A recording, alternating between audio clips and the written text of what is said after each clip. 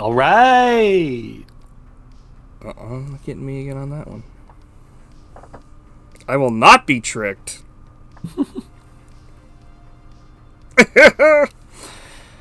I'm like, wow, down, wow, down. So, here we are once again on the Buddy Shotz podcast, episode 20. Big Trouble in Little China this time, nominated by Saren. But Big 2-0. yeah, the big 2-0. But before we get on to the main event, we've got a little something else that we like to call nerd news. Do we like to call it that?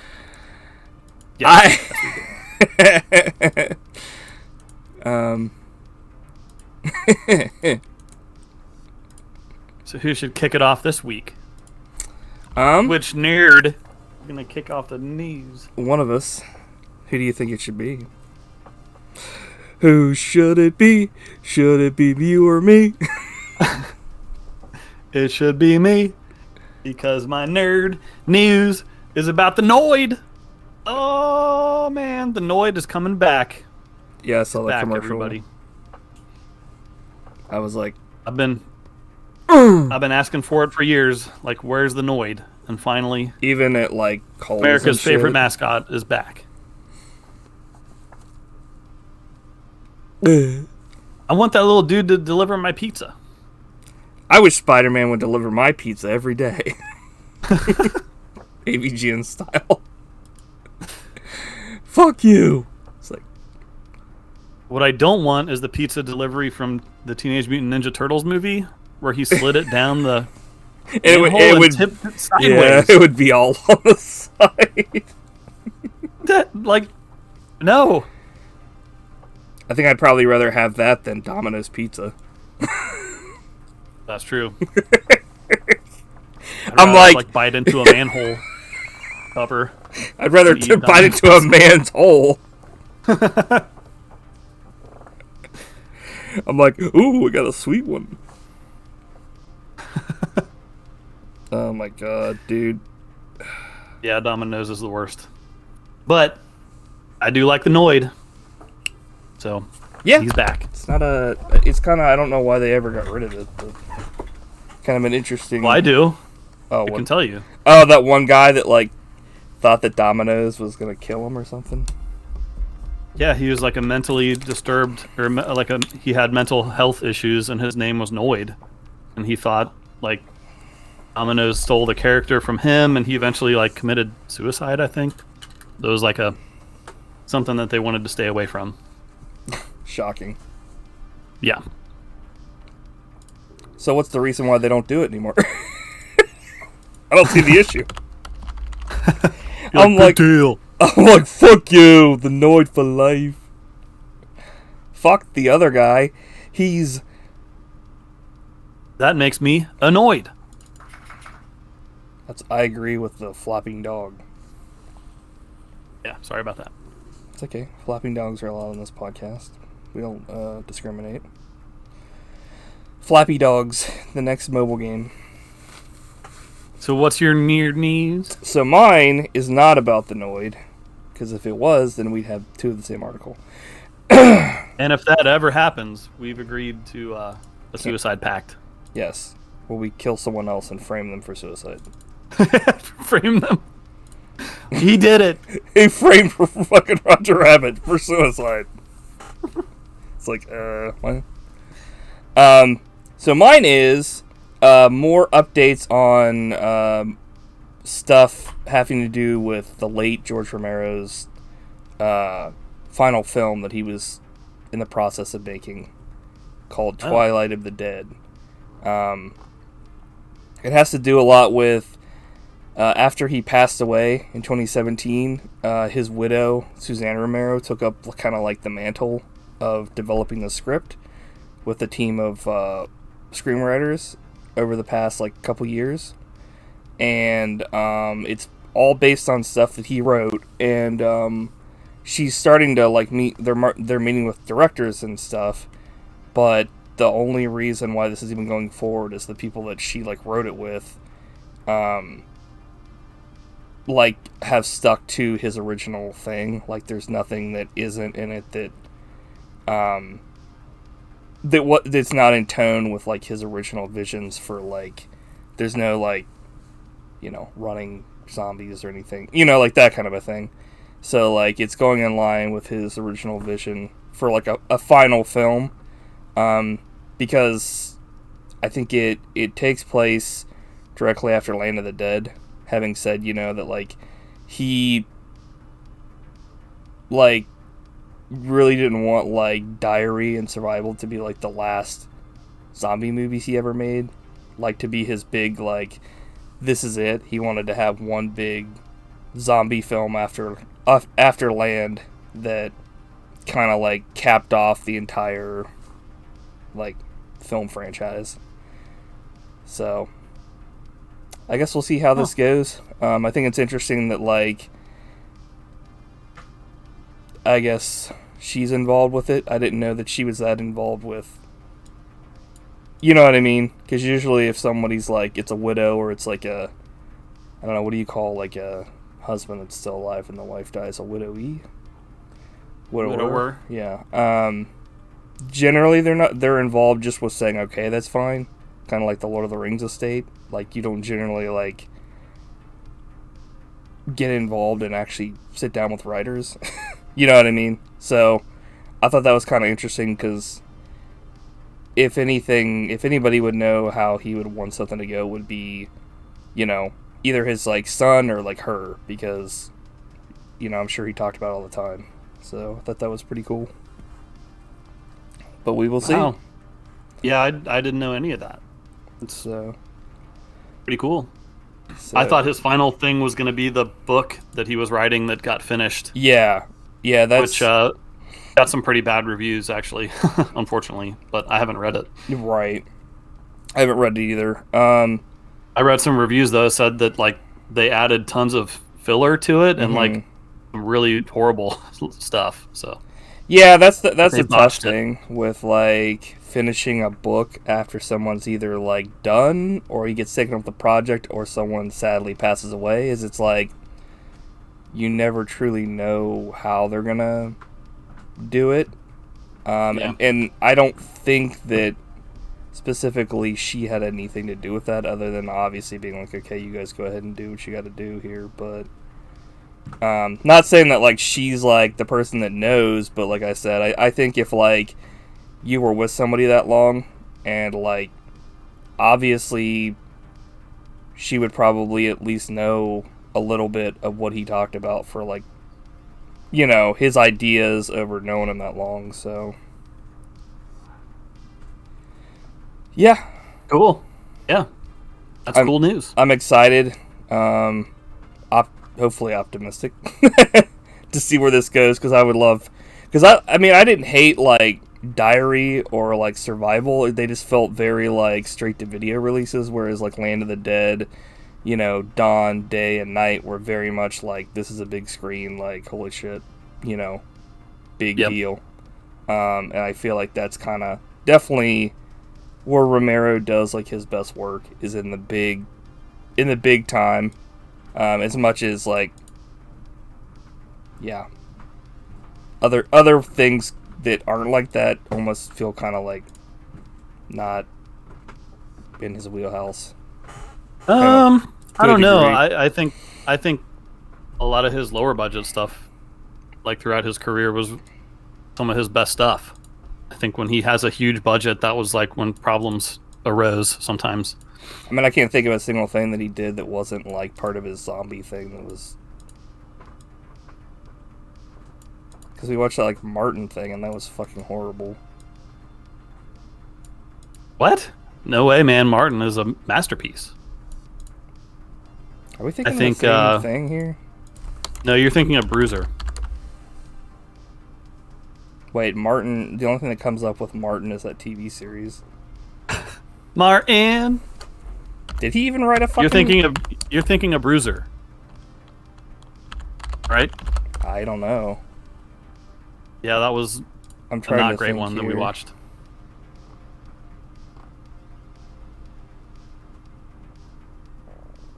I'm not even like seeing that on his like fucking. He's only had like 23 credits for like directing. He directed one Yeah. called O.J. Simpson: Juice on the Loose, a TV movie documentary. Yeah, classic. Okay, wait, yeah, those are like completely different movies because Bruiser was made like right before he got back into making like zombie movies, and yeah, it was like straight to video. It felt like, Yeah. because before that he had just done like a bunch of like shorts, like The Misfits Scream, Iron City Ass Kickers, and then he did like The Dark Half and Two Evil Eyes. But like right after that was like Bruiser, and then he was like Lane of the Dead, Dire of the Dead, Survival of the Dead. So it was like he got back on the train. So He's like, all aboard? Magic at the Roxy. Some of these films I've never even fucking heard of before. But he was He did a lot of documentaries. Yeah. Probably that's why I haven't heard of him, because I watch documentaries, but I don't specifically go to my way to, like, you know, like, I guess he did, like, The Winners sports documentary, so I never would have watched that. It was probably stuff that came out like directly on TV. Yeah, that's what I mean, is, like, I feel like a lot of the shit he did, besides, like, he did a couple things that weren't like that. Like, I mean, he did, like, obviously, like, Creep Show and, like, Night Riders and stuff like that, but obviously no one's gonna say that George Romero was known for, like, fucking, you know, Martin.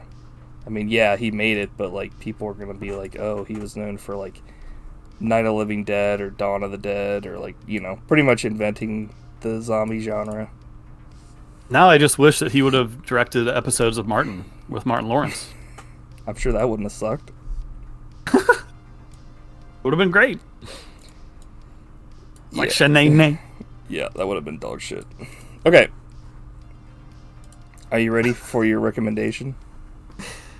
I am. And if you say Martin, this podcast is over. Recommendation Nation! Oh! Ding, ding, ding. That's the new introduction. Okay. All right. So, my recommendation nation for the week is Bruiser. a game. Oh, shit. You said a game?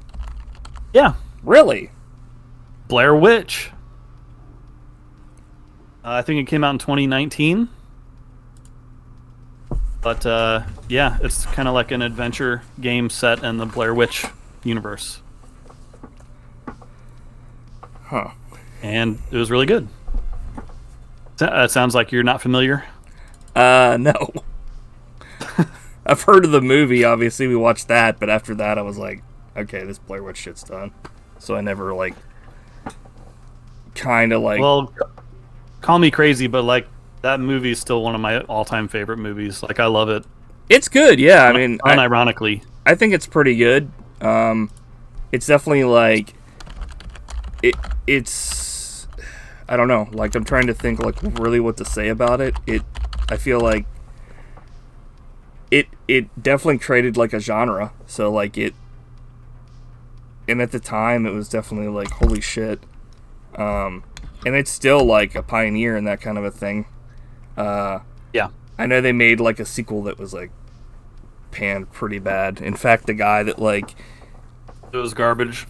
Directed fucking Kong versus Godzilla directed that movie. So... Well, he directed the remake. Or, I guess, maybe a sequel. Which is the same shit. Yeah, but that sucked. But there also was a sequel, like, the year Right. after it came out. Which is, like... Also sucked. Well, that was stupid because they did the thing where they, like...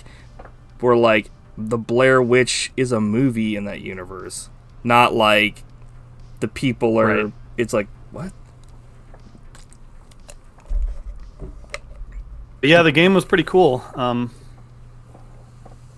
It's basically just a first-person game where you kind of wander around through the woods and like uncover a story, basically. That's Okay. linked into the Blair Witch mythology. That sounds pretty cool, actually. Yeah, but it had like the woods environments were the best I've ever seen in a game. Really? They were very, very cool, like well detailed, just great graphics. So it was a fun game. I'll have to look into it. Like I said, I didn't even know that they ever made that. So yeah, check it out. Check it out. November 24th. So it's Blair Witch. It's a video game. The fuck? When? Yeah. I'm just so confused. I'm like, oh wow, this was like made later. This was like made just recently, like, yeah. Or I mean, it just came out. I mean, recently. Like, what the? Fuck? Yeah, it's a somewhat recent game. Huh. We'll have to like look at. I'll have to like play this then, because I was like, Jesus. Did you beat it? It just blew your mind. Yeah, I did. Yeah. How long did it take you to play through? Probably it was pretty short, maybe 5 hours ish. Okay. Did you pay for it, or was it like a free game? No, I paid. I paid my money. How much did you pay?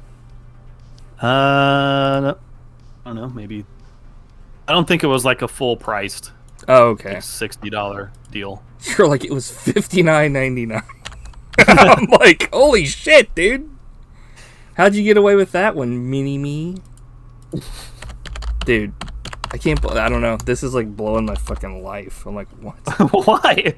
I don't know. Random Blair Witch game. Well, yeah, it's just, it's 29. It was like made in 2019, and the movie came out like 50,000 years ago. I'm just kind of like, why? Not like saying that like they shouldn't have done it, you know what I mean? It's just kind of like, when did the original one come out? Like 90s? 99? 99? Yeah, like, I mean, I guess 20 years later, why the fuck not, right? And it's actually good. Well, there you go. For once. Okay. Something related to the Blair Witch besides the original that wasn't dog shit. There you have it. Brought to you by our very own Matthew. Okay, so I guess we'll move on to mine now that I'm like done like marking out over this shit. So recommendation nation this week for me is Lost in Space. Lost in Space. I don't even know what the fuck I'm doing right now. I'm still reeling from the Blair Witch news. Lost in Space on Netflix. Have you heard of this, or have you seen it, or? I've heard of it. I don't. Have you heard of it though? Have you heard of Lost in Space? I'm sure no one has. Right? I've heard that there is a show on Netflix called Lost in Space. Yeah. So it's pretty much just like a remake of the original Lost in Space, but it's like good. The movie starring Matt LeBlanc?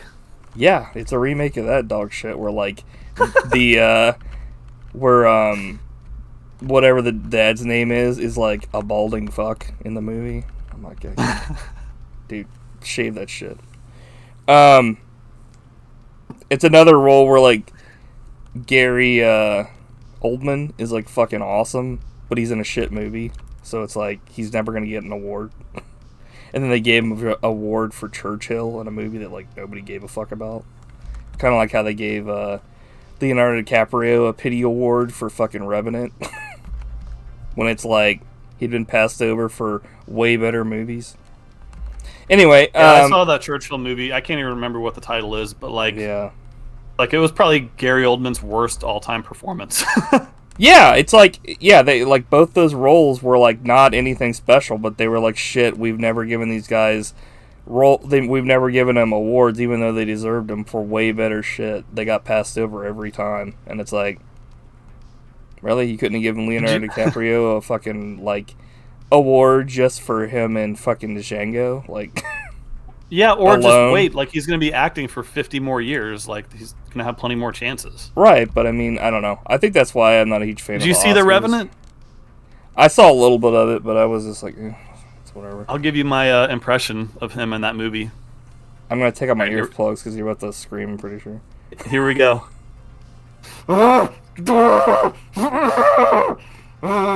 That's all he does for the whole movie. Nice. There's no dialogue. No, it's just him like suffering, Like even and not being able to even speak. Even before he gets raped. Yeah. I'm like, he's a gimp. You were watching like the porno version. They're like, this ain't Revenant, the XXX parody. But it's very much like Star Trek, Lost in Space, not the Revenant. So, yeah, I would just recommend it if you haven't seen it. I think that you would really like it. It's very much like science-based. Is it better than Star Trek Picard? Dude, I took a shit earlier that was better than that. No offense to Patrick Stewart, but he didn't write it, so I can't. Not his fault. Then again, it's like, I'm sure he was like, who gives a fuck? I'm just being paid to be old. Not only that, but can we just... This is like a side thing. We're not going to go into this too much, but I just want to say, like... Fucking like, spoilers. Riker and fucking Troy show up in this fucking show, and they're, like, married, obviously, but, like, they're not Troy and Riker. They're Jonathan Frakes and Marina Sirtis. They, like... I mean, Troy... I get... Frakes is fucking... what's his name? Riker. So it's not like I was like, oh shit, he's out of character. You know what I mean? But, like, Marina Sirtis is, like... I feel like she's given up on being Troy. Like, even, like, a couple seasons, I felt like into, like, The Next Generation, and in the movies, it was just like... Okay. Dude, like, Riker has a very cool moment, I thought, at the end of that series. Where he burns the fucking, like, tomatoes? No, in that episode, like... Mm-hmm. Like, I don't even think they told him they were filming. Like, Yeah. They were just like, have a picnic with Patrick Stewart. Yeah. Yeah, it was, yeah, honestly, if he had just shown up at the end, that would have been way cooler, because... Yeah. In that episode, it's literally just, like, them back together. It's like outtakes. They're just, like, hanging out as friends. Which I guess is a testament. It's like, okay, they're fucking friends and stuff, but... I don't know. In the main character, whatever, I can't even remember her name. The android person. Dosh or like, Josh she or was, something. At the beginning of the series, she was running, like, the biggest project in the... Like, she's the head science person for the biggest project in the galaxy. For the Borg Yet when she goes to reclamation Riker's project. house, yeah, she doesn't understand how to eat a tomato. Right? She, like, turns into an infant. She turns into Data. Like... She turns into B4 or something. Which is like the worst name for an android ever. They're like Data, Lore, B4. They're like, crap, we haven't come up with a name yet. You have 3 seconds. 2, 1, B4! Not only that, but like, wouldn't B4... Like, B4 is disassembled due to, like, all the shit that happened. And I'm assuming Lore is still disassembled, so there's 2 Data, like robots still, right? Yeah. Because at the end, at the end of the series, like, Lore is disassembled. Also, I find it pretty fucking stupid and, like, sad that they never brought Lore back for any of the Next Generation movies. It would have been a perfect time to do that in the Picard series. Yeah. Or maybe just chop one of the movies and not do fucking, like, Nemesis, or do, you know, have fucking Lore come back as the bad guy and completely him and Data die together. But then we wouldn't have got to see Picard drive a battle truck. You can still have that in there. It would just... I mean, there's still no reason for it. Because he loves driving, apparently. That's when I should have known that Star Trek was over. We should move on. Deep Space Nine and Voyager were, like, good, but, like, that was the end right there. Okay, so yeah, let's move on to the main topic, because this is not about Star Trek. This is not about Lost in Space. This is not about Blair Witch or the Noid or even George Romero. This is about good old Jack Burton and Big Trouble in Little China. Are you ready to take a ride on the Pork Chop Express? All aboard? Is that what you say to all your women? And that's why they like say the check is in the mail. They beat their feet to the door.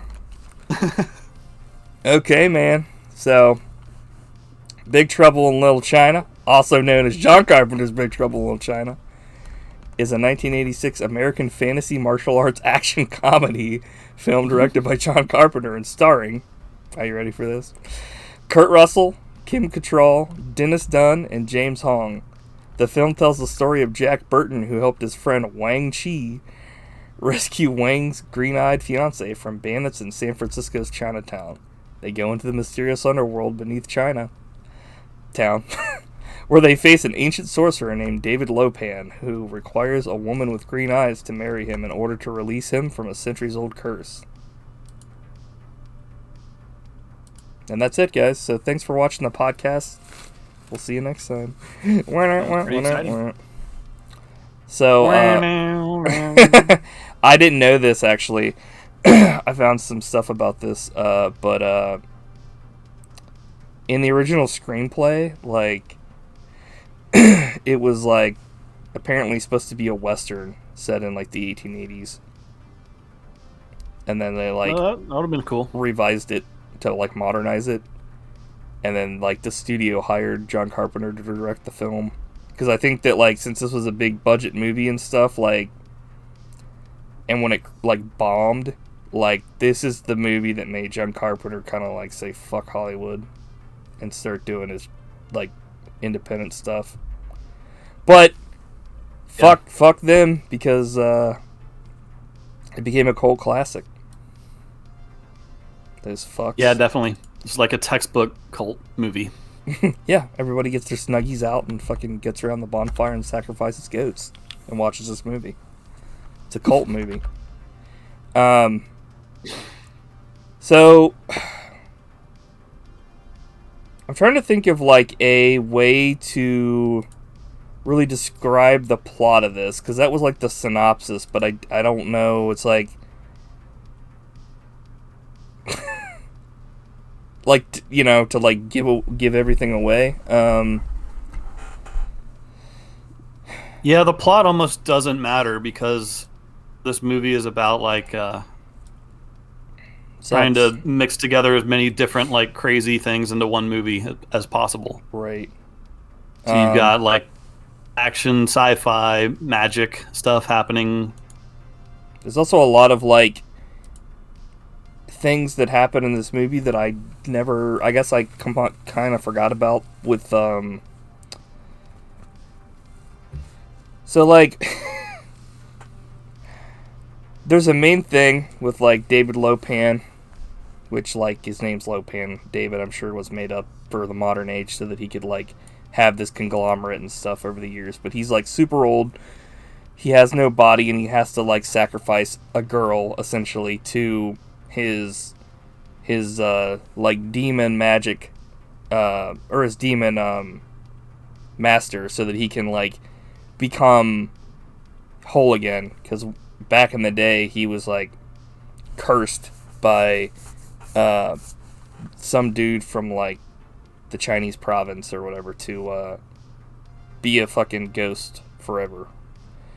So he has to do this to pretty much rule the world again and like fucking get all of his powers back and be like flesh. So at the end of this movie, essentially, he does that, but then like right as he becomes like a human again, fucking Jack Burton throws a knife and fucking kills him in the head. Yeah, and to me, the biggest thing about this movie is Kurt Russell is the hero, right? But they made the decision to make him like a buffoon and like keep screwing up. So his sidekick, Wang, is actually, much more heroic. Yeah, Kurt throughout this Russell's movie not than really the hero at all. He's just the person that like is the big name in this film, like Kurt Russell. But they end up that he is so like, I don't know. He can fight, but he's like no match for anybody in this like actual. Yeah, he's in world. way over his head, and he's like, the thing that was cracking me up watching it again was like how confused he is throughout the whole Right. movie. Like he's always saying like, "What?" Yeah, he. There's multiple times when they like kind of take time out to like tell like what essentially would be like a ghost story to the audience through Jack Burton or like another character, and a lot of it is loosely related to like what's going on with like Lo Pan, but some of it's like they're going through the underground thing, and Egg Shen says that like 1,000 years ago like there were earthquakes that like turned the world upside down, and then like unnatural people and like beings were let loose. But Dude, that's I wrote never that- I wrote talked that about down. again. And I was like, I wrote that down because I never really noticed that quote before until this time. He said, Right. like, unnatural people roamed free to commit offenses against the gods. right. It's like, dude, that's crazy. Right, and there's also a part where like, and there's just all these different like things that are not really related to like Lo Pan, but they're like additions to the story, which I guess I kind of either forgot or like never caught it in the first time, like the first thing. I don't understand. There's so how I much happening didn't, in this but movie. It's like, yeah. that's not surprising. Yeah. It gets better with multiple viewings. Right, Also makes it a cult movie. I thought that, like, I honestly didn't even know if I was going to watch this, because I've watched it so many times, and I was just going to, like, go through it and we would talk about it. But, yeah, having watched it again, there were, like, a lot of things that I, like that I was kind of like, the fuck, how did I, maybe I either forgot it, but I didn't really ever remember that being a thing, so I was kind of like,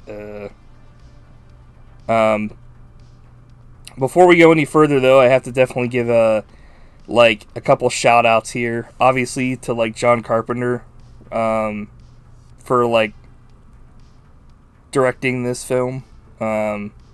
He's got. Is it your favorite John Carpenter movie? Well, let me go through actually like the big ones in his repertoire, and then I'll tell you actually which one of the ones out of these that I would consider probably like my favorite. So. Okay. We've got Halloween, The Fog, Escape from New York, Starman, Dark Star, Assault on Precinct 13, The Thing, Christine, Big Trouble in Little China, Prince of Darkness, They Live, In the Mouth of Madness. Yeah. And then, like, he's kind of doing, like, stuff for the Halloween franchise again after all the abortions they made after the first one. You left out Ghosts of Mars. Come on, man.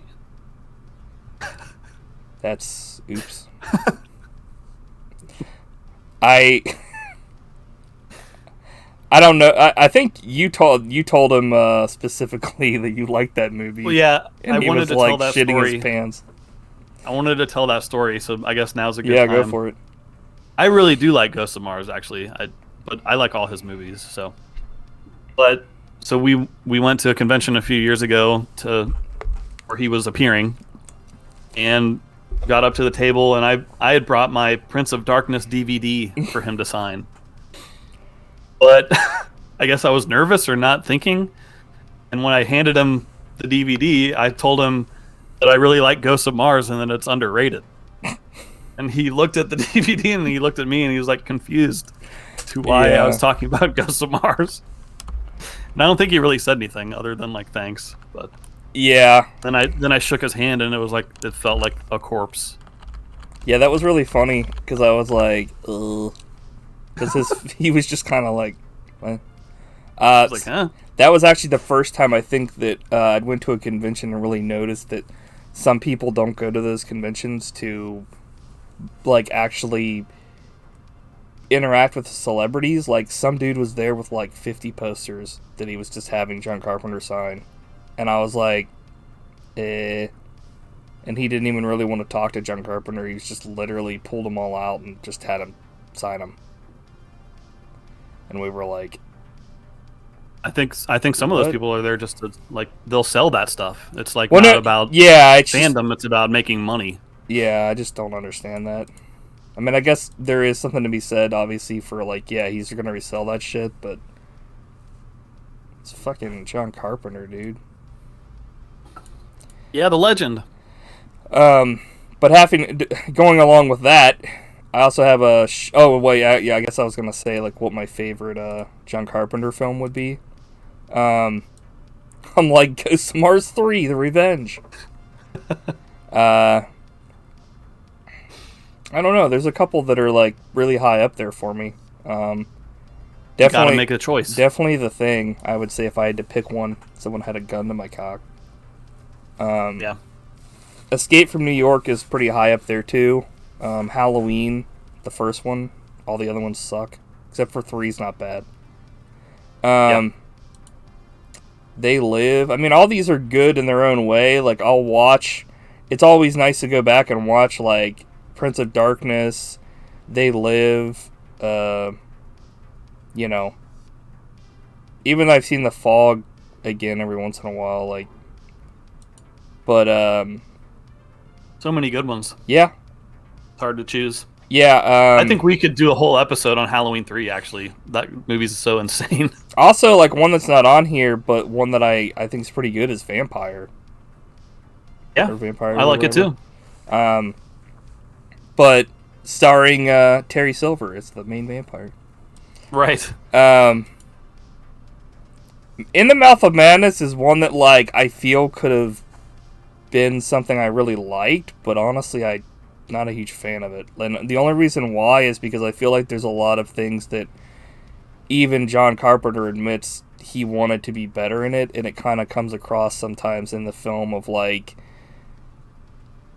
trying to come across with, you know, that like horror that you can't describe kind of thing, and it doesn't really seem to come across in the movie. I mean, it's another movie where like Sam Neill is fucking crazy, like in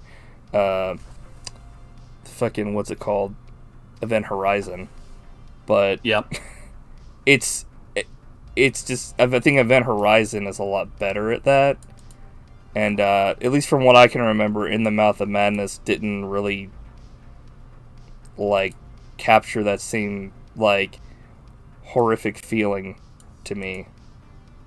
But yeah, that's just me. Agree. I agree. But I think a lot of people will say that that's also one of his best. So I mean, yeah, it's on this list for like, you know, his classics and stuff. So it's also not easy to try to adapt a film based on a work by what's his face, the dude, Lovecraft. Yeah, Lovecraft, because none of that stuff is really ever described. It's just mainly like, hey, somebody sees it and they're insane instantly.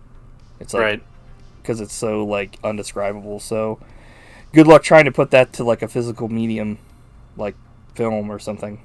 But only Dagon successfully did it. Dagon was pretty good. That ending was kind of fucked up, but yeah. The idea of that film is a very interesting thing. I mean, it's a lot like the other stuff, like Sunken City and stuff. But yeah, it's definitely not an easy task, and I don't like, you know. Yeah, it ends up. I think a lot of those films either go one of two ways: they get cheesy, or they become super like weird and artsy at the end because they don't want to show something because they know they can't like follow through on it. And I don't really know what the correct way is, honestly. Because, like I said, it's hard to try to show something that would make somebody be insane. And, you know, I think Event Horizon does a good job of it because they literally just show the aftermath. Like, they show the people, like, being insane after the fact. Yeah. So, that might be the way to do it. But, anyway, I have another shout out here to Kurt Russell in this film. And him and... Is this your favorite Kurt Russell movie? No. Like, no, the thing. Yeah. No, I mean, so, like, I like a lot of stuff Kurt Russell's in. Like, a lot of stuff he's in. Like, he's really good. Captain Ron. Well, that's number one, of course. Because it's got the word Ron in it, so how could it not? Captain Ron, Sky High, bunch of other good stuff. But I think my favorite films were the ones he worked on with John Carpenter. So Escape from New York, lesser degree Escape from LA. Not really a huge fan of that movie. It's not horrible, but it could have been like so much better.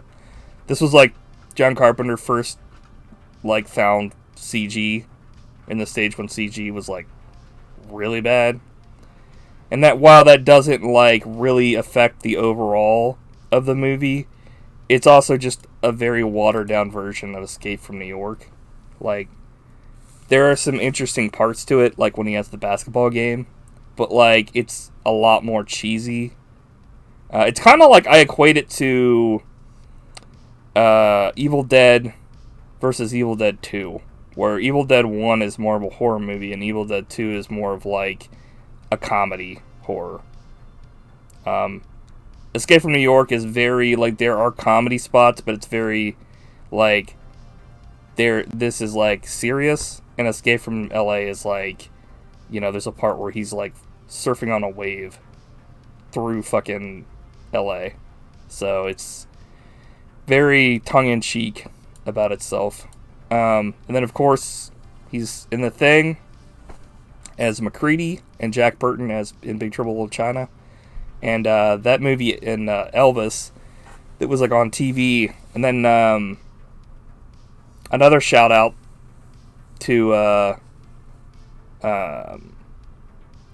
I think, wasn't he in like that one movie, like I forget what it's like, something Miles from Graceland or to Graceland, where he plays like Elvis again. Yeah, like an Elvis 3,000 impersonator. Miles to Graceland. Yeah.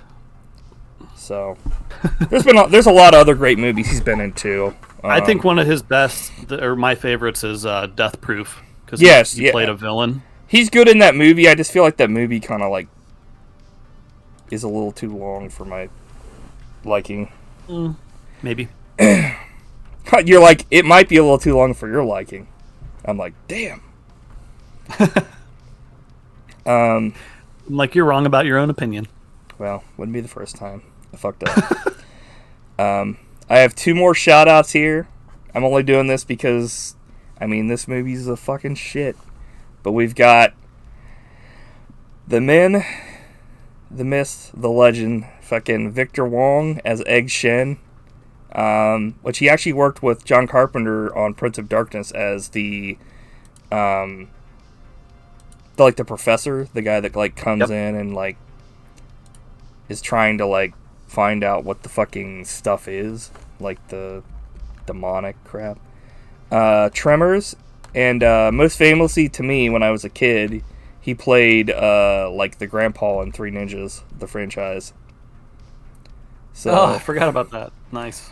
And then we've got James Hong, who plays Lo Pan, and he's known for like his like, obviously he does live action stuff like Blade Runner. He was Hannibal, but like especially these days he does a lot of voice work, including Diablo 3, Avatar: The Last Airbender. He was in Mulan, and I think most famous for probably most people would be he plays Jack Black's dad, Mr. Ping, in Kung Fu Panda. So, he's been in so much stuff. Yeah, he was watching it this time. He was my MVP of this movie. Like, I wrote a note that just says Hong Ham, because he hams it up so hard. Whenever like he could something... not ham it up anymore, and it's great. Yeah, like, when something gets his way, he like is like I'm like, what? Yeah, he's amazing in this movie. Like when he was like stabbing the lady and getting the blood out, and he was like, yo. I was like, okay. He's also the host in the famous Seinfeld episode, The Chinese Restaurant. Remember? Oh, yeah, where they wait forever, and then when they Cod leave... ride 4? Yeah, when they leave, they call their name finally. Right. That's legit. So, I guess we should get on to talking about the movie more. Let me ask you this. Oh, yeah, go ahead. I have a question. I have a question.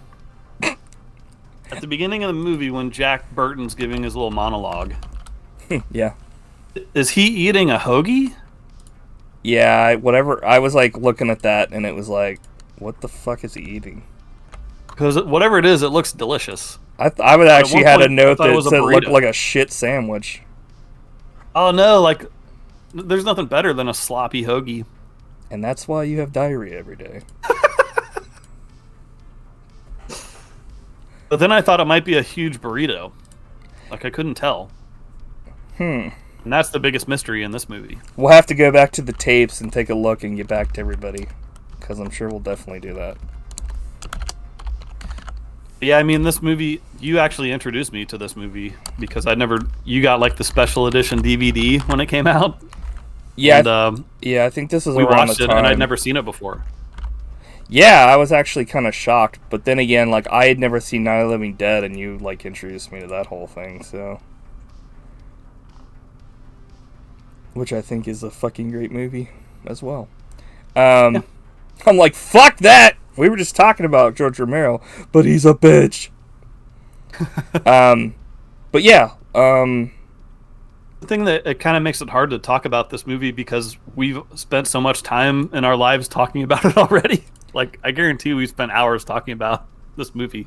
Yeah. So we should have been recording it and just replayed it all for this podcast. I was. What else were you recording, sir? But I remember at one point, like, we were talking about how they should make a sequel to it and bring in Jackie Chan.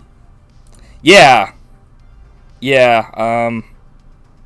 I honestly feel like at this point, like, they made that comic, and I'm like, I know that there's been stuff going around where, like, John Carpenter has definitely expressed, like, wanting to work with, like, Kurt Russell, and I think Kurt Russell has kind of expressed the same thing. Like, getting back together and doing another film at some point. Yeah. He's getting pretty long in the tooth at this point. Yeah, they both are. So, I mean, for this film, that would actually, like, this franchise, that it would actually kind of work to have, like, I feel like this would be the perfect thing for Kurt Russell to come back to, because his character was essentially useless in this movie. Like, he does one thing in the entire movie at the very end, where he actually, like, does something right. Everything else is, like you said, he's just, like, you know, does nothing, and, like, the other dude does everything. So, like, at the final battle when he fires into the air and knocks himself out, yeah. And then it just cuts to a shot of him just laying unconscious. Yeah, it's so funny. Yeah, like, the first time I saw that, I was hilarious. like, what the fuck? He's like, ha ha! Yeah, and it's like, and then he's out. That's like one of the things that I love about, like, John Carpenter, is it's like, they don't make movies like this, like, ever. They've never made movies where, like, really the big name star doesn't know what the fuck's going on, and he's like the backseat to everything, and he's essentially the, I don't know, like I said, he's essentially useless this entire movie. He's just going in to help, and like this, like, his friend's like, come on, Jack, you gotta help me, and essentially, like, this Wang guy could have done everything and would have been fine. Like, yeah, because, like, he's always like, come on, Jack, come in here, you gotta help me, you know, thank you so much for helping me, and, like, it's essentially, he's thanking him for nothing. He's essentially just being a friend to Wang, but, like, it's also like, dude, you're the one that's doing everything in this fucking film. Like, there's essentially a part where, like 8 guys fucking rush into a room after Kurt Russell kills one of them, and fucking, he, like, throws his knife and he goes to get it. When he comes back, fucking, like, Wang has killed everybody else, like, knocked them all out. And I'm like, if that doesn't, like, show you, like, dude, he fucking did nothing in this film. But that's why I like this film, because it's not like, and I'm just, like, so shocked. I remember, like, one of the things from the commentary that I remember is that, like, I guess John Carpenter got like a lot of flack from some people in the Asian community for this, even though a lot of people praised him for it. Because they were like, oh, this is fucking misappropriating and stuff like that. But, like, essentially, like, I don't think a lot of people even watch this film, because if you watch it, it's like, Kurt Russell is the, biggest, like, schlub in this film. Like, everyone else knows way more than he does, and, like I said, he essentially is, like, even though he's on the poster, it's essentially a story about, a guy trying to get his like girlfriend back, and like Kurt Russell was just in the movie, like he's like essentially the audience, like what the fuck is going on, what's going on here. So that ties into Roger Ebert's review. I have to mention, because you're not going to be happy with Boy Roger. I'm not shocked, because a lot of people didn't like this movie when it came out. Like, everybody hated the fuck out of this movie. Yeah, he didn't like it, and his biggest criticism was, like, none of the characters were interesting, which I don't think we can agree with. Yeah. But here's the part where he talks about the controversy. He says, "It will be interesting to see how the Chinese stereotypes in Big Trouble in Little China are received by Asian Americans who condemned last year's Year of the Dragon. This movie is straight out of the era of Charlie Chan and Fu Manchu, with no apologies and all of the usual stereotypes." And I don't think that's true at all. Like, right. Charlie Chan was a white guy dressing up as a Chinese guy. Yeah. There's no yellow face in this film, but there are things that like Egg Shen is kind of a name where you're like, is that? You know what I mean? But I'm not going to say that this is like there's no stereotypes, but like the Asian characters are the heroes of this movie. Like, they're portrayed as the heroes. Right. Like Kurt, like I don't know, I've said this a million times in this fucking podcast already, but like Kurt Russell is essentially a fucking piece of shit in this movie. Right. He's nothing. Like, he's got a big mouth and he's always like, someone explain to me what's going on. Like, he's not like feeling like an outsider. He's not like an asshole. He's like a good guy, but he's worthless. Like, they could have obnoxious. He could have just like slept at the fucking place, and all of this would have been like, they would have resolved it without him, essentially. Because Egg Shen pretty much like does most of the heavy lifting once they get there. Like, his friend like Wang is like a fucking unstoppable ass beater. He kills a fucking storm himself. Fucking like, all this other shit happens. Like, Kurt Russell drinks this shit and essentially it does nothing for him. Like, he knocks himself out in the first 5 seconds, and he like stabs a guy with his like knife thing, and then he just can't push him off of him. And he's sitting there for like 5 minutes like, son of a bitch. And I'm like, okay. But it's like, it works so well into like the movie. So that's, I could see why, if you like, it's kind of like with like Kevin Smith, like he had like a lot of issues with like Dogma and other movies, and people complain like, but it's always people that complain that have never even seen the movie. I could see if you had never seen this movie and you look at it from the outside and see, okay, this is bullshit. This is like appropriation, and like this is stereotyping and stuff, and that's just not like true. Like, there are things in this movie that are like that, like we were saying, like Egg Shen, but a lot of that also goes along with when like Chinese like restaurants were like made kind of like a lot of like other restaurants from other cultures. They made a lot of like things that weren't necessarily like authentic Chinese sounding, or they would lean into that to like make it more like, ooh, like this is something that maybe like an American audience would be interested in, so that they could make money and stuff. And they just embraced it. So essentially, Egg Shen's real name probably isn't Egg Shen, but I mean, it's more to like the layman person that's like an American that's like just a tourist that are like idiots. They don't know any better, so they do call him Egg Shen in this movie, but I'm like pretty sure that's not his real name. Like, then again, it could be because like that one dude's name is like I could see Lo Pan, like that's, I feel like that's maybe like a real name, maybe, I don't know, but it's that seems like more of like a super old like Chinese name. But it makes sense because he's like super old. So there's a couple things I caught in this movie that like I never realized before, but like his truck called the Pork Chop Express, they pull pigs out of the back. So like essentially it is a Pork Chop Express, and I was like, oh my god, I never fucking realized that. Yeah. I just thought it was like some reason. Express like some straight weird, to hell. Yeah. Right. I did have a thing here where it says during like the big fight between the two factions, in the alleyway, when someone like falls to the ground, it's like an obvious fall mat. It's like black and like the ground is really? like not. Nice.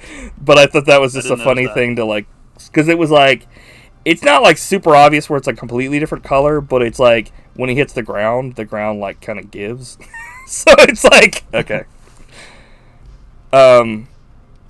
I thought this was really funny though, because like I really like, I guess I never really noticed this, but I'm like a lot more critical now. But like, so like during this fight, the three storms come down and like they show everyone they can do magic during the fight. Then like the gang shoots them and it like essentially does nothing. They're like invulnerable to like anything like that. And then they throw a knife at three guys, killing them. And then only then does everyone run. Not when they like come down with magic and like can't be killed by bullets. But then when they kill three guys with fucking regular knives, then everyone just runs away. I was like, what? As soon as somebody came down and started doing magic, I'd be like, I'm getting the fuck out of here. Well, also, before they throw the knives, they do a ceremonial flip. Right. I thought that was like the most needed thing in the movie, but that goes along with like a lot of like Hidden Dragon kind of shit where like people are flying all over the place, that kind of thing, like the Kung Fu movie dealio. Also, that's a weird battle because it starts out as a gunfight, like they're just machine gunning the hell out of each other. Yes. And then they just stop and then all pull out blades. Yeah, well, it's funny because like the people that like are killed in that beginning gunfight, they let people just pull their bodies to the side in the fucking before like the actual fight. Yeah. I thought that was like funny. It was like I did appreciate that. Like, it's pretty violent. Yeah. Like, you see dudes getting blown away and like guys getting their bones broken. Their and heads stuff. get like, there's a part where a guy's fighting another guy and he like throws his head into a fucking brick wall and it just crushes because it's a dummy head, but it looks ridiculous. It's like, Jesus. Like all kinds of shit like that awesome. happens.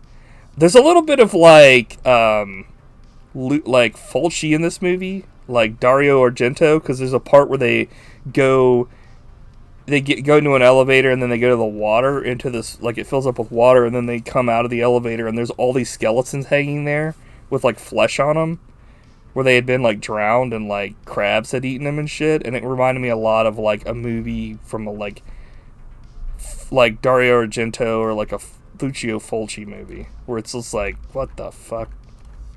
But I just had that down. Let's see Yeah, I love here. that stuff. There's so much like different like stuff. The kitchen sink is basically thrown together in this movie. I guess I never noticed this, but how funny and like fake it looks when Lo Pan essentially gets run over because it's a dummy, and he hits it at like full force and it's like boom, it just like fucking It's hilarious. it collapses. Also, like, they're running to escape into like these drainage ditches when they're talking to like the one guy that was a good gang member that like lived, and they're like, people were coming down the stairs, they're like, oh shit, So they like run into these drainage ditches. They both go into separate holes, but then they connect in the same thing. But then there's a part where for no reason Jack Burton takes off his like Baja fucking like that he was wearing, like his little like sweater thing, and just like leaves it there. So I assumed this had to do with a continuity error, because it didn't get caught on anything. Yeah. He just like takes it off, and I guess I never really realized that. I guess I always thought that it was like it got caught on something, but I watched it like over and over again, and not only does it not get caught on anything, but like there was no way to undo that sweater without completely taking it off over your head. But the way he takes it off isn't like that, so it's like that was really the only thing that I saw in the film. Continuity error, or they just wanted to get Kurt Russell to show off his yeah guns. That's what I was thinking. But it was like just so funny because I was like, I mean, I guess it could have been worse. It could have been like every Jean-Claude Van Damme movie where he's like walking around naked at some point. What do you think of the score of this movie? I mean, it's John Carpenter. It's fucking perfect. He always exactly. Oh my god, that fucking thing that you posted, the adventure, Less Adventures to Jack Burton, and he's like, oh my god, that's horrific. His face looks like Billy Joel or something. Oh my god, Billy Joel's ugly. But yeah, I couldn't say it better. Like all John Carpenter scores are awesome, and this one is no exception. Like, I think my favorite part of this whole movie is the airport abduction scene. Yes. Just because the score is so awesome, and like the way it like it's edited together, and it keeps like escalating. Yeah. It's like it's perfect. I also think like in that scene, it's kind of funny because like I'm like, ah, nice. If Jack Burton hadn't pushed Wang out of the way, they would have just both been killed. Like, because those fucking guys were going at full force, and like Wang doesn't move. Yeah, they stand there like deer in headlights. Right. But yeah, John Carpenter's like, and that's the best line of the movie. Son of a bitch must pay. I actually have a better one for my money. This is a line. It's not even Jack Burton, but it's something that every time I watch this movie, it cracks me the fuck up. Like, do you know what this is going to be? Or I have one guess. Okay, what is it? You're not brought here to get it? That's one of them. But the main one is, who are these people? Friends of yours, huh? Now this really pisses me off to no end. Yeah, that's... For some reason, just like, now this really pisses me off to no end. Just like, what the fuck? Like, the way he says that cracks me up every time. And I'm like, what the fuck? But like, the Jack Burton James quotes... Hong should have won an Oscar for this movie. Yeah. The Jack Burton quotes start off pretty, like, good. But then they, like, start escalating to the levels of absurdity that you can only expect from, like, an action movie. And that's why they're so good. It's like, if we're not back, call the president.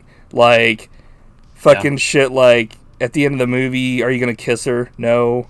Like, it's just stuff Stay like behind that. Me, follow the leader. 1, 2, 3. We may be trapped. He essentially is like the pre-Duke Nukem. Like, yeah. Which is another fucking film John Carpenter pretty much made, like, or game that he made essentially by making They Live, and it's like all these movies that were quoted. It's like, yeah, John Carpenter, I mean, you know, between directing, editing, writing, doing the music for this stuff, like, I think this is like the one of the directors that I point to whenever I say this is the way that it should be done, and this is how great movies are made, is somebody has a vision from beginning to end of what they want to do, and you can see that in the finished product, because there's no beats in the movie that are down, there's no boring parts, there's no, like, they should have cut this shit. It's like, there are essentially no parts where there is fat. It's like, it's all, you know, steak. What'd you think of the scene where Kurt Russell like pretends to be a nerd to go into the brothel? I always think that scene's pretty funny. Like, It's like cash or credit? yeah, well, Cash. It's not deductible, right? essentially, I mean, the funniest thing about that too is that like they're like you would think he wouldn't be that good at it, but he's like a master actor. He like becomes like a master of disguise. It's like what? Yeah, it's a great scene. I mean, there are just so many great parts to this film. It's like, I did notice that like, when the after the storm, one of the storms takes like Kim Cattrall and the other people for like the tour, and they like get like gassed. He like was pretending to smoke a cigar, and then he just throws it away. Oh, really? Yeah, because he's in the elevator with them. And then, like, after he gets out of the elevator, he just, like, throws it on the ground like he's disgusted with it. And then he, like, you know, tells those dudes to grab him. And then, of course, that leads to Kurt Russell jumping on his back and saying, "Don't make me kill you, tough guy!" And then he gets fucked up. Actually, here's a great line that I actually did start writing down some of these quotes. Like, "Wang, haul ass!" Yeah, I never noticed this as well. Like, there's a part when they get back from all this, and this is after, like, Kim Cattrall gets kidnapped. Jack Burton is, like, sharpening his knife when they're all, like, regrouped. And I never really realized that. Like, I was like, wait a minute, he's fucking... And he's doing it, like, the way you're supposed to do it, like, on a whetstone and shit. I was like, damn, okay. They get a lot of use. Yeah. Essentially one very important use. But as if there's not enough in this movie, like there's also like a wild man beast. Yeah, I was gonna say there's a monster, and then there's like a beholder from like D&D that like has all those eyes that like is essentially a second pair of eyes for Lo Pan. Right. And I have to say it every time, but like those practical effects, man. Yeah, it's legit. Looks so much cooler. Like that monster. It's kind of a cheap looking monster suit, basically, right? I bet that thing costs like $500 to make. But even that looks so much cooler than a CGI cartoon monster. Yeah. Like and it's cheaper and easier. Like I just don't get it. It's laziness. I think for big stuff, I could see, like, obviously, like, when we were talking about, like, Kong versus Godzilla, like, a lot of that stuff would be almost impossible to do. Yeah. But, yeah, like, I agree with, like, small, it's like, I mean, you look at, like, like, everybody still cites, like, the 90s TMNT, like, the first film and even the second film is, like, the apex of, like, you know, the Turtles franchise for, like, and it's still beloved by more people, like, than anything else, because, besides, like, maybe cartoon stuff, because, you know, the Jim Henson, like, Creature Shop, they made all that shit, and, like, people were talking, and it's, like, literally, those are, like, physical things, like, in the environment.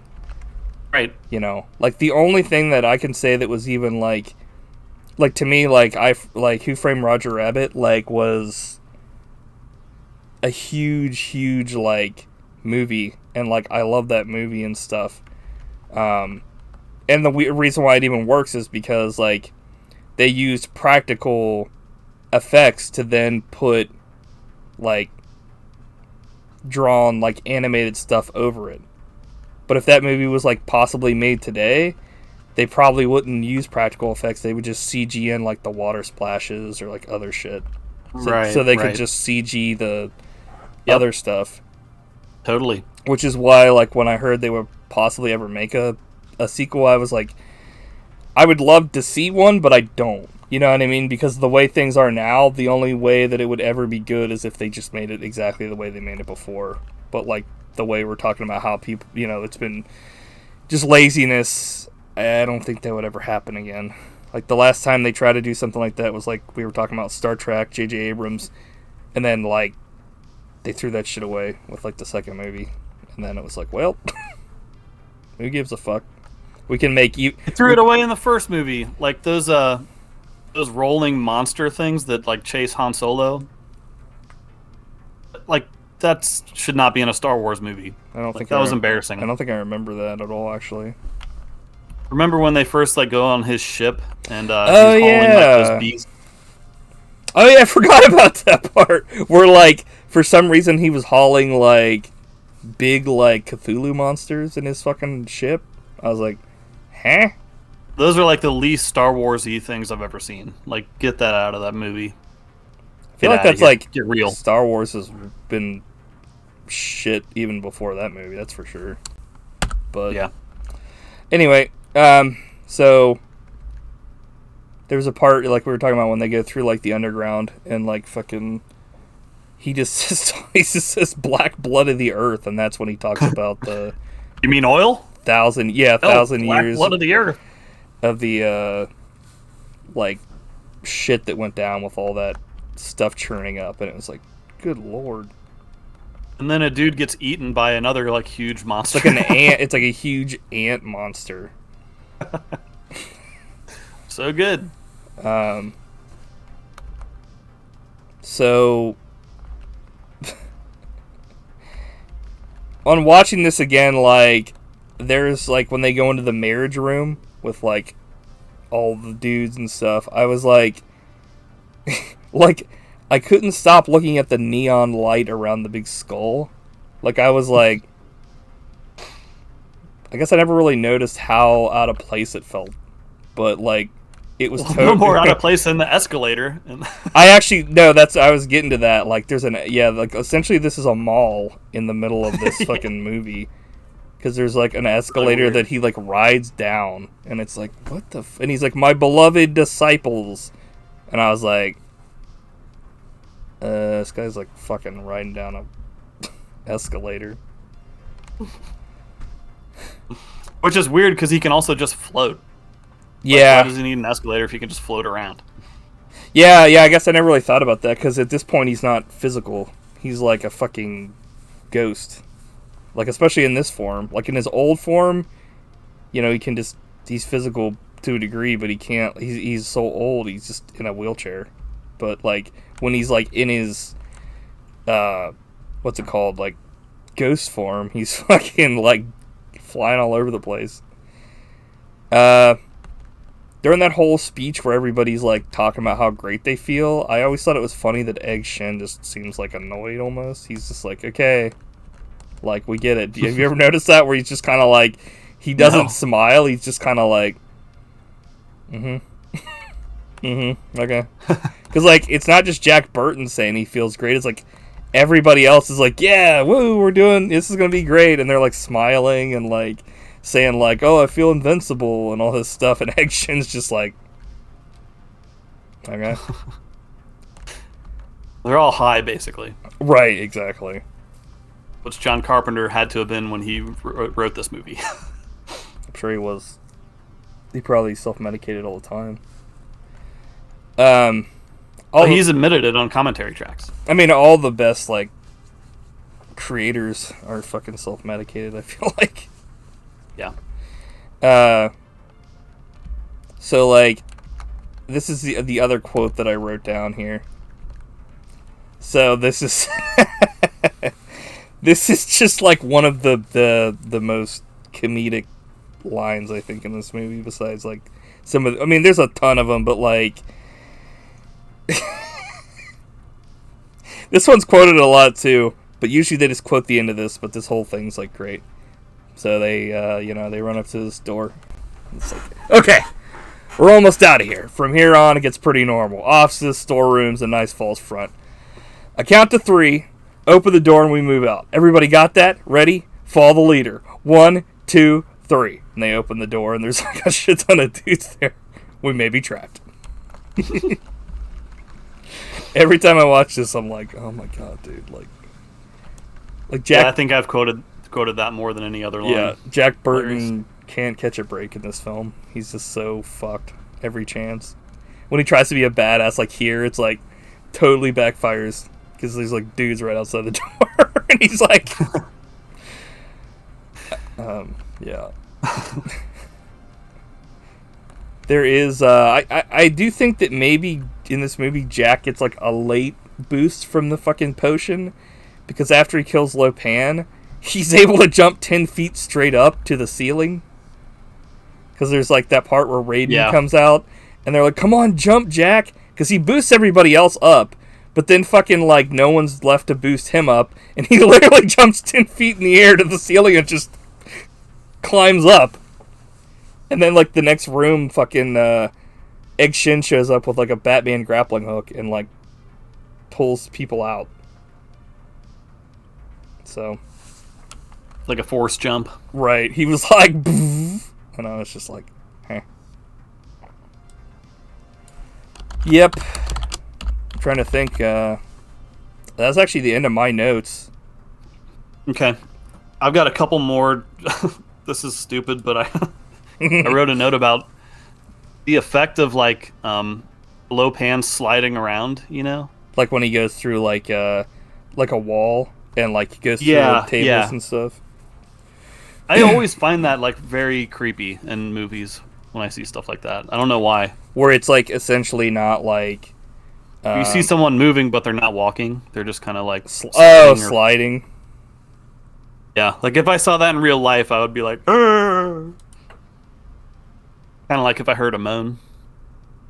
Like scary stuff. Yeah, I don't know. And then I think, that's just random. But no, I was just trying to think if I think like the thing that really gets me like kind of freaked out is when like, I mean it's kind of been overdone now, but the first time I saw in like some of those like Japanese horror movies, like the people walking like on their fucking backs and like contorting, I was like, ugh. Like that freaked the fuck out of me.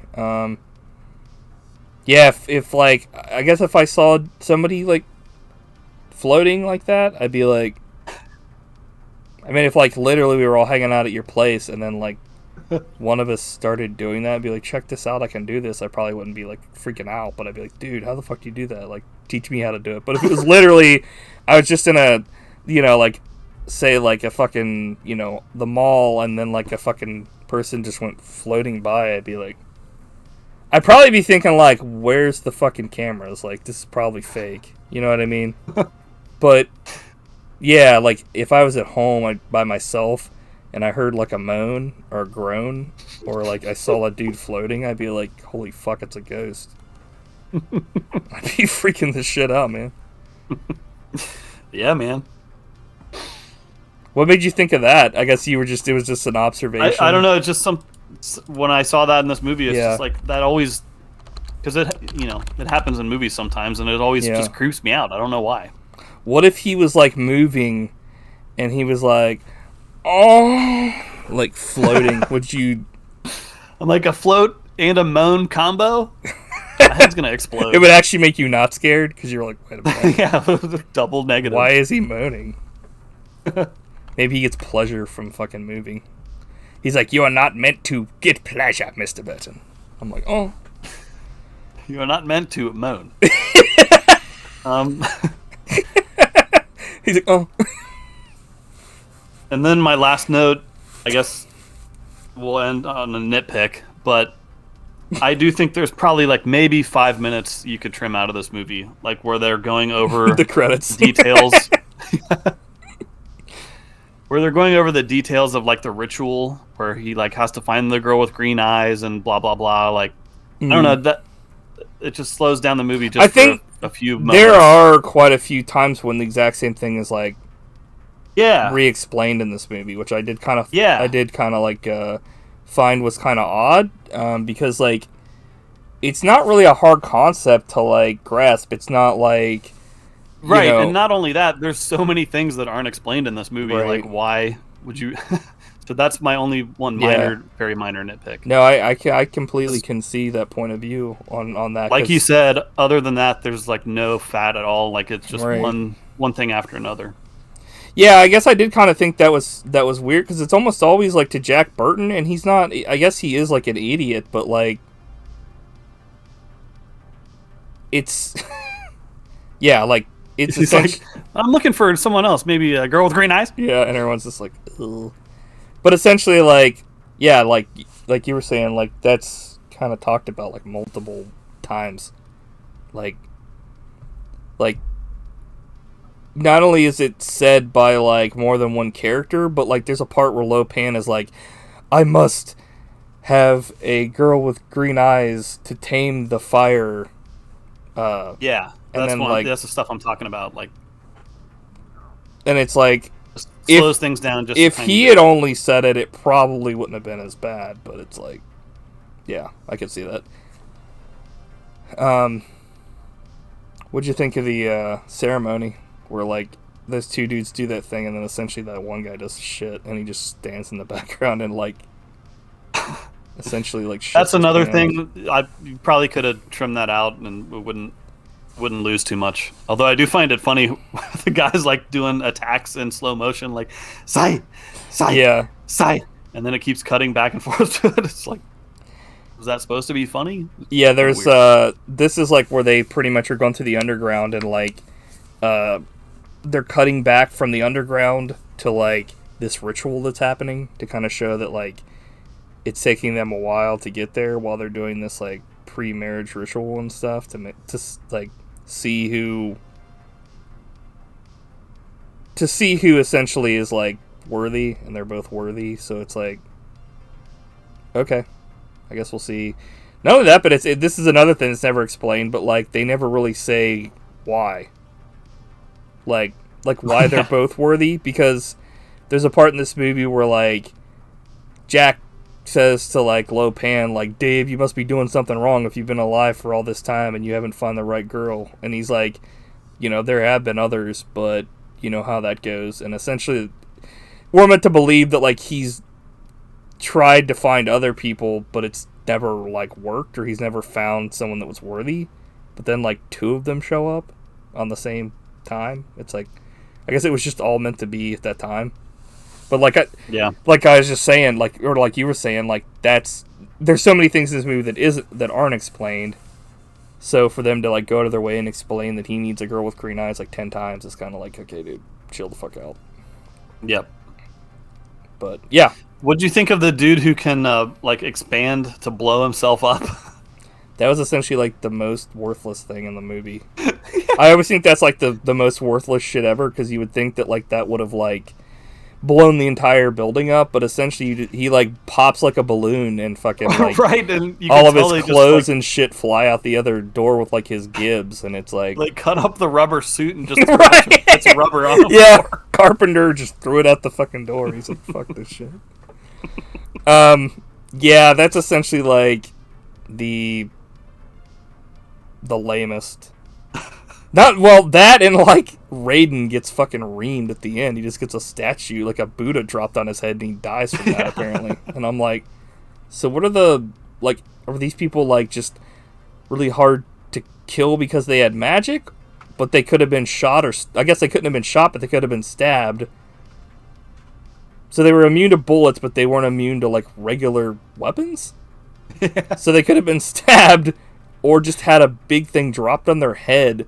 But a fucking way more powerful weapon, like a bullet, doesn't do shit? Or was it maybe they had armor on? Like, I don't know. Like, you know, like magic armor. Yeah.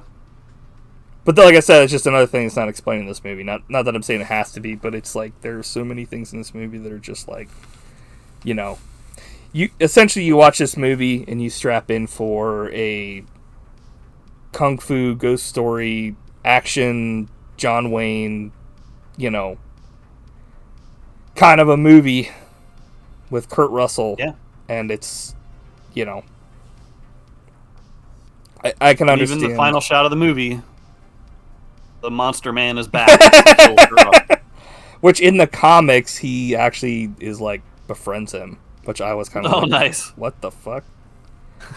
Yeah, I should do a thing where like I read all those and like talk about them, because it's like, I feel like they kind of get like his personality right a little bit, but he kind of becomes more of like an Ash, where he's like more so like snarky, but like I feel like Jack Burton is constantly like going between like way too full of himself, horrified, or like scared to a degree, like with like things where he can't like do anything, like when like those he sees those bodies and shit and he's like, what the fuck is this shit, like that kind of a thing. Like, you know, whenever he doesn't know what something is, he's not like super like ready to take it on. But like, he's like, he's confused and right, super scared. Right. Like when he first sees Lopan, watch his reaction. It's like, yeah, comical, like, what? Yeah. But like, but in the comic, it's like, I feel like he becomes a little too like, I mean, I guess by that point he has seen a lot more. Like he essentially goes from like somebody that doesn't know anything to somebody that knows just the bare minimum, but he believes in it. So I can kind of, I guess, understand it. I think maybe also I just wasn't a huge fan of the art in those comics, so yeah, that also kind of stains that for me. Oh shit! Cool, man. I think we did it. Yeah, we nailed it. I fucked up though. I told everybody that we were going to talk about this movie for like 3 hours, but essentially I don't really know what else to say about this movie. I'm sure I'll eventually probably think of more stuff to say about it, but I've seen it so many times it's almost like, what more can I say? Like, yeah, all I can say is, who is Jack Burton? Gives a shit. Just gives a shit. That's all I heard. Really? Well, you said the other thing, but then I didn't hear who, so I don't know if it I keep peaked. peeking? But it was like, gives a shit. And I was like, hey, gives a shit. I'm like, ah. So. I still haven't figured out how to stop peeking. You're edging over there. So, do you have anything else to say? Nope. It was a fun movie. I had fun watching it. Yeah. Fun to talk about. Yeah. Thank you for nominating this, Saren. Yep. I would love to talk about. I know every he's a big single fan. John Carpenter film ever fucking released. Like, so I just have one more thing to say, and just remember what the Buddy Boys do when the earth quakes and the poison arrows fall from the sky and the pillars of heaven shake. Yeah. They just look at the big old storm right in the eye, and they say, give me your best shot, pal. I can take it. Big trouble. Oh, yeah, we didn't talk about that. Fucking, yeah, how did we forget? Yeah, I'm glad you said that. Big trouble. The theme song of this movie is Big Trouble in Little China, written and performed by the Coupe de Villes, which is like John Carpenter and his like friends or whatever. But you better run. Yeah, but there's into the this music night. video fucking is like him editing the film while like they're playing, and like there's parts from the It's like one of the dorkiest things yeah, ever. it's super 80s too. It's like even John Carpenter's wearing like a blazer with the sleeves rolled up. Yeah, the sleeves rolled up. So they're all like, you know, like John Carpenter is doing like the bass, like he's singing the low parts and stuff. But like there's this other guy that's like sings the "Take Us Away." And for the longest time, I thought that it was John Carpenter singing all of his. Like, he was doing the high parts, too. That would be amazing range. But he's not, but it's still fucking hilarious. It's like, so apparently it's John Carpenter, Nick Castle, which Nick Castle was actually, like, he's known for playing Michael Myers in the John Carpenter, in Halloween. He also co-wrote Escape from New York with Carpenter. And Tommy Lee Wallace, which I guess he directed Halloween 3, Season of the Witch. So, nice. and he's like a long-term collaborator of. So essentially, it'd be like if me and you were directing and writing a bunch of films, and then we created a band together, like, and call ourselves something. I don't know, the Buddy Boys. But yeah, the Coupe de Villes. I'm assuming they have other songs, but this is definitely like their biggest thing. Like the fucking Big Trouble in Little China. If you haven't heard this song before, I mean, I guess if you haven't seen this, if you've seen this movie, you've heard this song. But like, if you haven't seen the movie or heard the song, I definitely recommend both. The song is, it's classic Carpenter.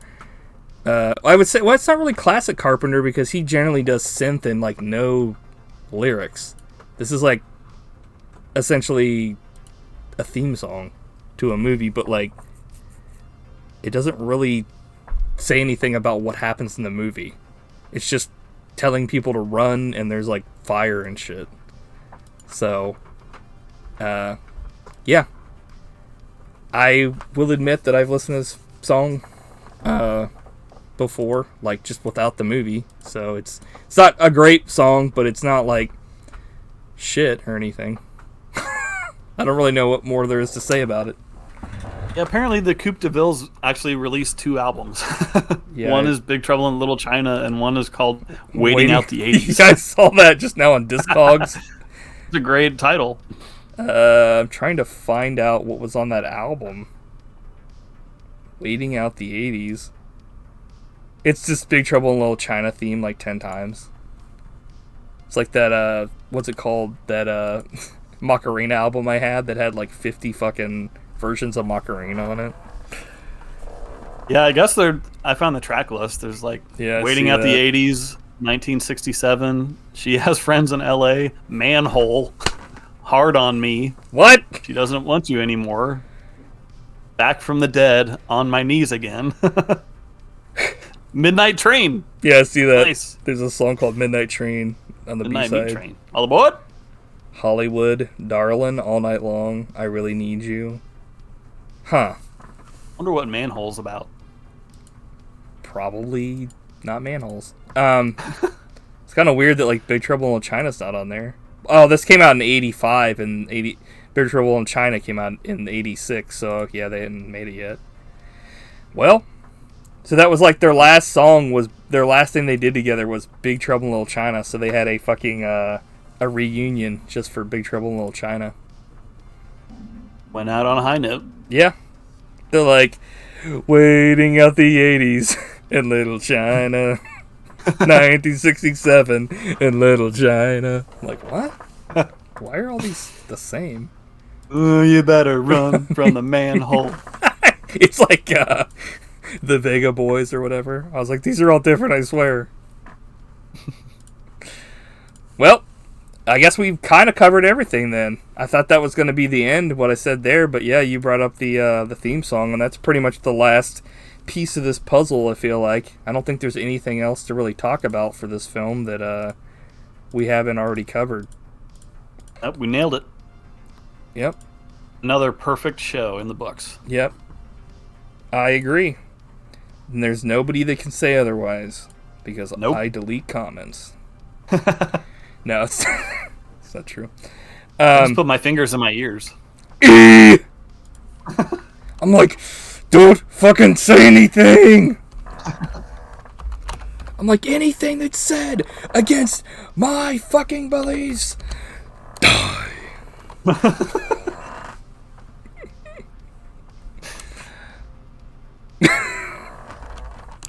Okay. All right. So next week, we already got a nomination for next week. It was from our old friend Kevin Yurimatsu. Which Asian horror movie are we going to be watching this time? That's not his last name, everybody. His last name is well, I'm not going to say his last name, but it's not Yurimatsu. It is a movie called The Raid Redemption. Ah. Never heard of it, but I've seen it. Okay, well, I haven't. We'll see. It is not streaming anywhere. It is on Amazon for $4. Oh, well, thank you, Kevin. I just saw Trav posted something earlier. Game is called Overwatch and he'll play Soldier on his laptop. Martial arts action. Okay. I think this is the first movie that Kevin's nominated that wasn't a fucking horror movie.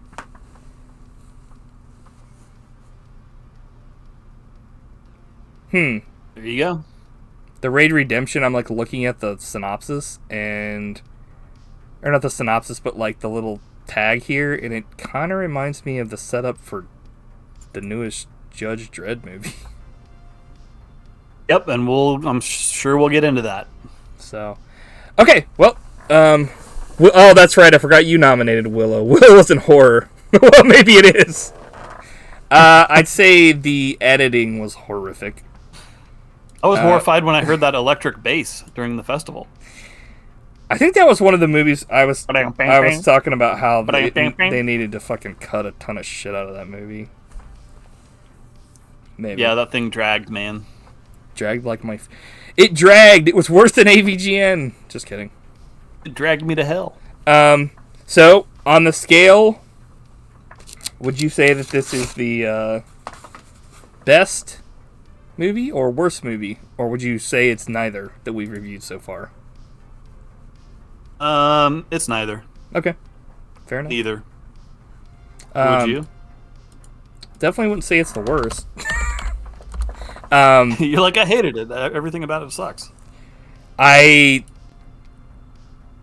trying to think because... What did you say was your favorite? For me, it's going to be hard to beat Wicker Man. I mean, that's one of my favorite all-time movies. Yeah. Well... I'm trying to think if there's any... I'm just looking at the ones we've already seen. Oh, yeah, this is by far the best movie that we have on this list for me.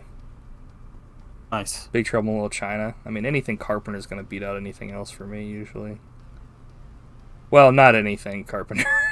But, like, this is in the top 5 for me for John Carpenter films. No contest, so... Keep in mind that Raid Redemption came out before Dredd. Or did it? You decide. But the answer is... It did. Okay, Yeah, we'll get into that. I may have some controversial opinions there, but save it for next time. The controversial opinion is... Diarrhea doesn't start. It ends your life. Okay, so this is the real ending. You've unlocked the real ending to this podcast. Thank you for sitting through all this bullshit.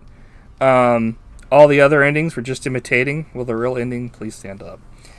I'll give you one last thing to say, Matt, and then I hope nothing happens.